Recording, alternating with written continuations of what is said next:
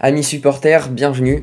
On se retrouve pour une nouvelle vidéo aujourd'hui pour parler du Brésil, de l'équipe entraînée par Tite, des partenaires de Neymar qui sont donc plus que favoris à la Coupe du Monde et au titre cette année.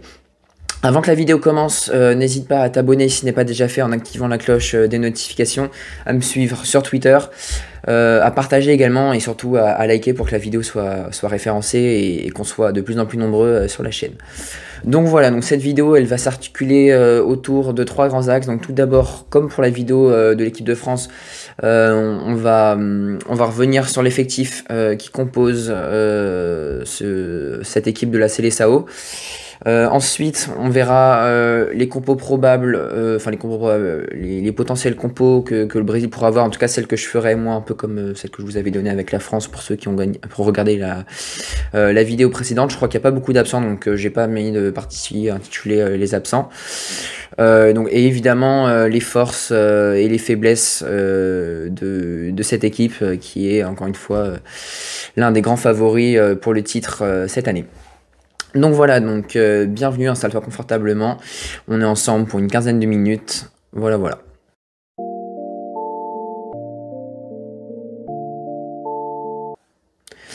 Donc on commence tout de suite avec la liste de la Seleção, donc avec une liste de 26 joueurs. Donc avec Ederson, Alisson, Weverton au goal. Donc, je sais pas comment on dit Weverton, je sais pas si on prononce le V comme en allemand ou W avec un ou. Voilà. Donc en défenseur, Dani Alves, le vétéran, donc à droite. Danilo qui devrait partir titulaire à droite selon toute vraisemblance. Alexandro, Alex Telles, donc les deux Alex qui jouent latéral gauche. Bremer, Militao pour les remplaçants en tant que défenseur central et la charnière centrale titulaire, donc potentiellement s'ils ne sont pas blessés, Marquinhos et Thiago Silva, donc les deux joueurs du PSG, enfin, en tout cas anciens du PSG pour Thiago Silva. Le milieu de terrain, là encore une fois, un effectif très qualitatif avec Bruno Guimaraes, Casemiro, Everton Ribeiro, Fabinho, Fred ou encore Lucas Paqueta. Donc là voilà, c'est un effectif de très haute qualité. Et puis là c'est un peu le bouchon en attaque, hein, on va pas se mentir, avec Anthony, Neymar, Rafinha, Richarlison, Vinicius, Rodrigo, Pedro, Rafinha et la petite surprise, l'ailier d'Arsenal, Martinelli. Donc voilà, une liste quand même conséquente, hein, on va pas se mentir.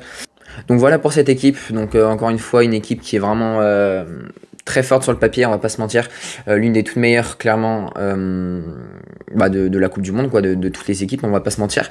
Le milieu et l'attaque, c'est l'une des grandes forces du Brésil. Et justement en parlant de force, on va également parler de faiblesse. Donc on va tout de suite passer à la deuxième partie de cette vidéo intitulée Force et faiblesse.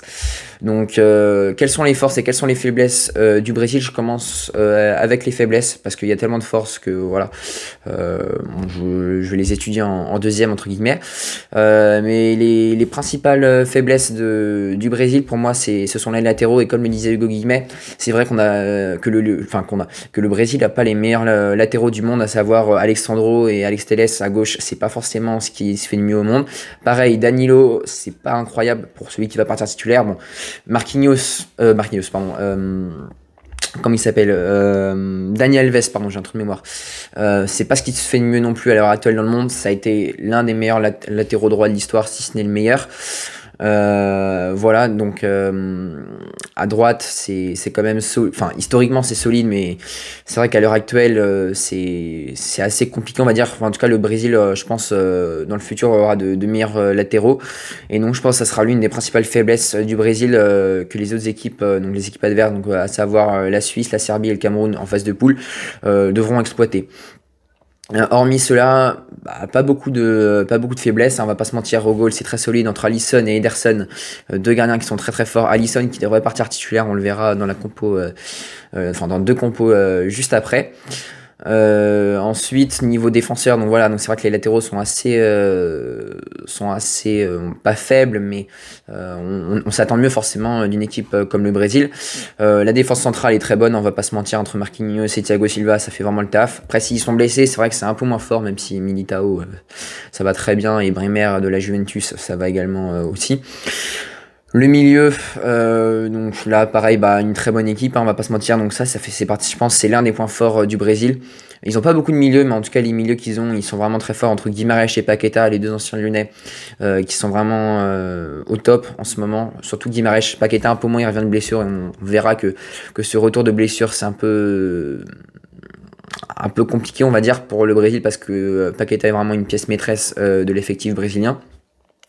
Puis en attaque, comme disait, enfin si je remplis les termes de l'équipe, c'est un peu là où on a le bouchon entre guillemets. Parce que quand tu vois les joueurs Anthony, Neymar, Rafinha, Richarlison, Vinicius, Rodrigo, limite bon Pedro c'est un peu moins fort, Rafinha et Martinelli c'est do Brasil, hein, comme on dit, c'est une super équipe. Franchement, il y a un embouteillage en attaque et donc du coup, voilà, c'est vraiment le point fort pour moi du Brésil. L'attaque, c'est un peu comme la France quand on a des super attaquants et eux aussi ils ont des superbes attaquants. C'est vrai qu'une finale France-Brésil ça ferait rêver.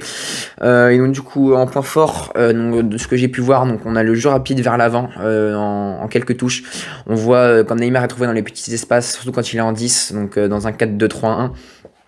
On viendra au compo juste après. Mais Lucas Paqueta qui va être dans le double pivot, qui va orienter le jeu vers Neymar, qui lui va pouvoir distiller des bons ballons à Richarlison en tant que numéro 9. Ça peut être super intéressant, pardon, pas super, mais super intéressant. Les ailiers de très grande qualité entre Rafinha et Vinicius qui jouent faux pied, ils peuvent à la fois déborder, comme c'est très mal le faire Vinicius, ou également, comme il sait très mal le faire, repiquer dans l'axe Vinicius, et donc du coup le danger peut arriver vraiment de partout. Il y a également les longs ballons de Marquinhos notamment, qui peuvent être très intéressants. Un milieu de terrain, encore une fois, qui est très fort, avec Casemiro qui va sans cesse harceler le porteur du ballon et Paqueta qui va orienter le jeu. Donc ça, c'est vrai que c'est très intéressant. On va pas se cacher. Rafinha également, quand il est on fire, c'est un excellent joueur. Et puis c'est surtout la qualité du banc en attaque, quoi. Si Rafinha sort, c'est quasiment tout aussi bien avec Anthony. Tu peux faire rentrer Martinelli, il y a du Rodrigo, il y a plein de monde sur le banc, quoi. C'est vrai, Neymar, tu peux le mettre en numéro 9, tu peux le mettre à droite, tu peux le mettre en 10, à gauche, pardon, tu peux le mettre en 10, donc c'est vraiment également l'homme clé, Neymar. Et donc on verra les compos juste après, hein, mais c'est vrai que du coup il y a pas beaucoup de points faibles. Il y a également en point fort les coups de pied arrêtés avec Marquinhos qui marque souvent la tête à la fois au PSG mais surtout du coup au Brésil. Donc ça je pense c'est un très bon atout. Donc voilà, donc aussi des très bons tireurs de coups francs, que ce soit Paqueta ou Neymar. Vinicius, je sais plus s'il tire les coups francs, je vous avoue, je sais plus, donc dites-moi le moi si vous le savez en commentaire. Mais voilà, donc c'est vraiment des très très bons tireurs de coups francs. Donc le danger peut venir clairement de partout. Et on peut voir hein, clairement avec les matchs de préparation, on va pas se mentir, on va des scores fleuves, 4-0 contre le Paraguay, 4-0 contre le Chili, 4-0 contre la Bolivie, donc à chaque fois quand même 4 buts, faut les marquer, 5-1 contre la Corée du Sud en Corée, bon, une victoire 1-0 contre le Japon un peu plus compliqué, mais le Japon, faut dire, ils sont vraiment pas mauvais, 3-0 face au Ghana avec un match maîtrisé de A à Z, et 5-1 face à la Tunisie au Parc des Princes, donc c'est vraiment des scores fleuves, donc voilà, donc j'ai noté vraiment que ceux-là parce que c'est les matchs qui sont un peu les plus récents entre guillemets. Donc voilà un danger qui peut venir de partout et donc ça nous amène forcément en parlant de danger à parler des différentes compositions. Donc j'ai juste mis 2 compositions, j'aurais pu mettre également le 4-4-2 à plat mais je ne l'ai pas mis, je pourrais vous l'énoncer assez rapidement sans forcément mettre les compos à l'écran mais voilà, donc on commence avec le 4-3-3. Moi c'est peut-être pas forcément le schéma dans lequel je jouerais, voilà, donc je vous l'expliquerai pourquoi après. Mais honnêtement, que ce soit en 4-2-3-1 ou en 4-3-3, c'est vraiment 2 systèmes qui sont... Je dirais pas qu'ils sont équivalents, mais déjà c'est des systèmes qui se ressemblent vachement. Soit on joue avec 2 points de basse, soit on joue avec une pointe de basse. Voilà, ça dépend le système. En gardien, Alisson et en remplaçant Ederson, donc c'est vraiment deux très bons joueurs. À droite, on a Danilo, à gauche Alexandro. Donc ça c'est quand même des bons joueurs, même si c'est un peu leur point faible, on va pas se mentir, au Brésil. Marquinhos et Thiago Silva en charnière centrale avec Marquinhos à gauche et Thiago Silva donc à droite. En 6 on aurait évidemment l'inévitable Casemiro. Après en 2 relayeurs on aurait Fred milieu gauche, milieu relayeur gauche ou milieu relayeur droit, hein, ça dépendra comment Tite les associera. En tout cas, moi je l'ai mis à gauche, Fred, voilà. Paqueta à droite, donc voilà, donc deux milieux qui sont très complémentaires également, en plus de Casemiro, pardon. Puis une attaque de feu, hein, encore une fois, avec Neymar à gauche, Vinicius à droite. Bon, après, on peut les intervertir, mais je préfère mettre Neymar à gauche quand même. Et Richarlison en pointe avec justement donc des remplaçants. Ederson forcément goal, Alves à droite, Militao en remplaçant de Thiago Silva, Bremer en remplacement de Marquinhos, Telles à gauche, Guimarães en remplacement de Casemiro. Quand même, quand on peut se payer le luxe d'avoir Guimarães en remplaçant, je sais pas si on se rend bien compte quand même de la chance que c'est. Fabinho en remplacement de Fred, Ribeiro de Paqueta, Anthony donc de Vinicius ou de Rafinha, hein, évidemment à droite. Donc voilà, j'ai mis Vinicius / Rafinha parce que c'est vraiment, tu peux avoir un peu de tout à droite, quoi. Rodrigo en remplacement de Neymar, je sais pas si là aussi si on se rend bien compte, et Pedro en remplacement de Richarlison. Donc encore une fois là, dans le 4-3-3, c'est vraiment un effectif ultra qualitatif. Et donc le 4-2-3-1, moi que je privilégierais. Forcément défense centrale, défense tout court inchangée en plus du gardien. Les 2-6, Casemiro et Paqueta. Donc je reviendrai un peu plus sur le 4-2-3 en détail, comment il pourrait l'animer, parce que je pense que c'est nécessaire. Rafinha à droite, voilà, ou encore en variante Anthony, et voilà. Neymar en 10, Vinicius à gauche et évidemment Richarlison en numéro 9. C'est vraiment une équipe qui est très très forte. Et donc on a récemment vu pas mal Paqueta dans le double pivot, donc certains dont les Lyonnais pourraient s'interroger pourquoi Paqueta est si bas entre guillemets. Moi je trouve que c'est pas du tout une idée déconnante et j'aurais bien voulu voir ça à Lyon lorsqu'il était chez nous. Mais Paqueta, c'est un joueur qui a un énorme abattage, donc c'est-à-dire qu'il va beaucoup défendre, mais à la fois il va beaucoup attaquer, il va être partout sur le terrain, pardon.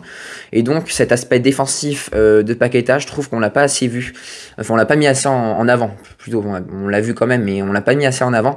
Et je pense que dans ce qui est de l'organisation du jeu, en double pivot, il peut être hyper intéressant. Bon, évidemment, il est intéressant en 10, mais tu vas pas mettre un Neymar dans le double pivot, tu vois ce que je veux dire. Donc c'est pour ça que je trouve que Paqueta peut être hyper intéressant dans l'organisation du ballon pour distiller des belles passes à Neymar. Oui, ou tout simplement dans le pressing, hein. Paqueta est très très fort dans le pressing, donc voilà pourquoi... Selon moi, Paqueta a une plaque tournante. Après, t'as Neymar en numéro 10 qui peut ultra bien orienter le jeu. Vinicius et Rafinha ou Rodrigo à droite, hein, ça dépend. Ou Anthony sont de véritables flèches, donc peuvent partir dans tous les sens sur les côtés. Et Richarlison, un excellent buteur, le buteur de Tottenham pour finir, ou Pedro pour rentrer en tant qu'impact sub. Tout ça... s'apparente à une super équipe quand même, hein, voilà, avec tout ce que je viens de vous énumérer. Vous dire, franchement, c'est une équipe qui n'a quasiment aucune faiblesse, si ce n'est encore une fois les latéraux. Donc voilà, est-ce que le Brésil va gagner la Coupe du Monde? Ça, je n'en sais rien, mais ils arrivent à chaque fois en quart depuis bien longtemps. Je crois que c'est l'équipe qui a le plus de participation à la Coupe du Monde, je crois 21. Si je dis pas de bêtises, elle a à chaque édition des différentes Coupes du Monde, pardon, elle a à chaque fois participé aux différentes Coupes du Monde. Donc c'est dire la régularité de cette équipe, quoi. Et c'est vrai que moi, je les vois remporter personnellement la Coupe du Monde. Je vois bien une finale Brésil-Argentine. Personnellement, je vois pas la France arriver en finale, mais voilà. Donc un Brésil très très fort, très très bien armé, avec quelques incertitudes, notamment celle de Paqueta, et je crois qu'il y a un autre blessé, je me souviens plus qui. Je me demande si c'est pas Richarlison, je sais plus exactement, mais voilà, c'est pas impossible que ça soit lui qui a une blessure. Donc voilà, comme d'habitude, on arrive à la fin de cette vidéo, donc n'hésite pas à la liker, à commenter, à t'abonner, à liker et à me suivre sur mes réseaux qui s'affichent dans la description. Et puis on se retrouve très prochainement pour de nouvelles aventures. C'était Antoine de Horse Football, on se dit à la prochaine. Ciao.